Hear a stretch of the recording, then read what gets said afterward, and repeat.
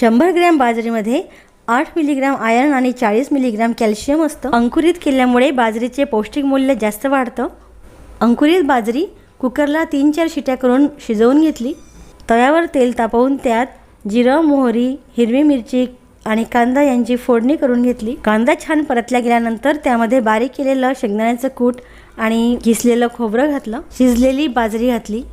यामध्ये थोडीशी हळद, तिखट आणि आपल्याला हवं असेल तर आमचूर पावडर सुद्धा घालू शकता। चवीपुरतं मीठ घातलं आणि झाकण ठेवून 2-4 वाफा काढून घेतल्या। आमचूर पावडर आपण घातलेली नाही, त्यामुळे यामध्ये आपण थोडंसं लिंबू पिळूया आणि शेवटी घालूया छान बारीक चिरलेली हिरवीगार कोथिंबीर।